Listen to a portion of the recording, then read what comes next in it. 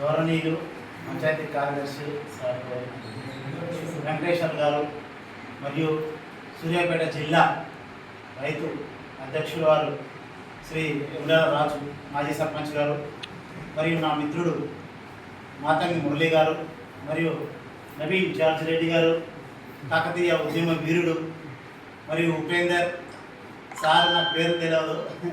అందరికీ నాకు ఈ అవకాశం ఇచ్చినందుకు చాలా ఆనందంగా ఉంది. ఈరోజు గద్దర్ గురించి మాట్లాడుకోవాలనుకుంటే ఆయన అసలు పేరు గుమ్మడి విఠలరావు. ఆయన పుట్టింది మెదక్ జిల్లాలో పుట్టాడు. ఆయన మెదక్ జిల్లా వ్యక్తి. అయితే ఆయన చదివింది ఉస్మాన్ యూనివర్సిటీలో బీటెక్ చేశారు.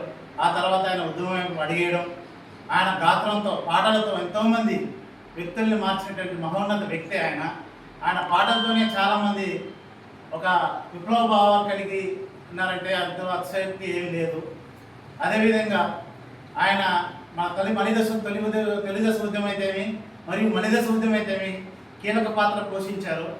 మన మలిదశ ఉద్యమంలో పొడుస్తున్న పొద్దు మీద నడుస్తున్న కాలం అనే పాటతోని ఒక్కసారిగా తెలంగాణ ప్రజల్ని గురితొలగించినటువంటి వ్యక్తి మన గద్దర్ గారు. సో ఆయన వర్ధంతిని మనం స్మరించుకోవడం చాలా ఆనందంగా ఉంది.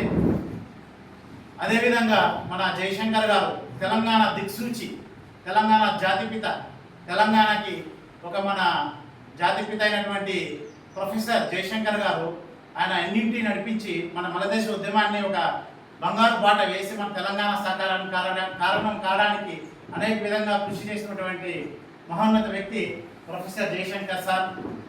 ఆయన తెలంగాణ వస్తే కానీ పెళ్లి చేసుకోవాలని చెప్పినటువంటి వ్యక్తి. ఆయన పాపం తెలంగాణ చూడకుండానే మరణించారు. ఇది చాలా బాధాకరమైన విషయం. గద్దర్ గారు తెలంగాణ వచ్చిన తర్వాత మరణించారు. ఇది కూడా ఒక బాధాకర విషయం. సో ఈ గద్దర్ గారిని పురస్కరించుకొని లింగగిరి అనాథాశ్రమంలో పిల్లలకి ఒక 25 మంది పిల్లలకి ఈరోజు అన్నదానం పెట్టిస్తున్నా. మరియు చిన్న ఒకటి నేను గుర్తు చేసుకోవాలి.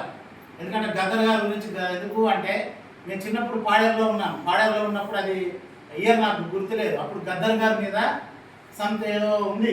అయితే నేను అడిగాను పోలీస్ డిపార్ట్మెంట్ అతను అడిగితే ఒక ఎస్ఐ గారిని అడిగాను, సార్ ఏంటి సార్ లీవ్ పెట్టారు అందరూ ఇదంటే ఇక గద్దర్ గారు వస్తున్నారు, ఇట్లా పాడేరు సభలో గద్దర్ గారి సభ ఉంది అని అన్నాను. అంటే అదేంటి సార్ మీరు ఆయన కోసమే కదా వెతుకుతున్నారు, మరి ఆయన మీరు రైతు పట్టుకోవచ్చు కదా అంటే ఆయన పట్టుకుంటే మేము ఉండవు ఆయన, అందుకే మేము లీవ్ మీద వెళ్ళిపోతున్నాం, ఆయన వచ్చిందంటే మేము వెళ్ళిపోతాం లీవ్లా, ఆయన వెళ్ళిపోయిన తర్వాత మేము వస్తాం గ్రౌండ్లో కనగా నాకు అప్పుడు అర్థమైంది అమ్మ ఇదా గద్దర్ స్టామినా అని. ఆయన వచ్చింది 5 నిమిషాలే, గద్దర్ వచ్చి 5 నిమిషాలు పాడి వెళ్ళిపోయినాడు.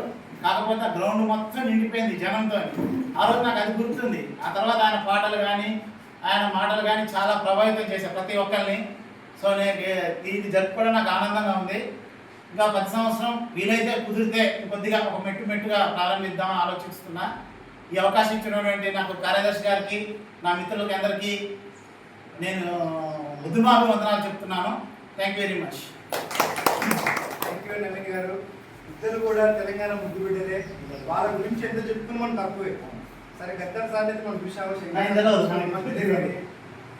పాటలు పాడుతున్న ఉద్యమంలో నాట్ల విషయంలో కూడా వ్యవసాయ కూలీలు కూడా పోవాలే పోరాటానికి కానీ ముందుకెళ్ళేవారు. Okay, thank you.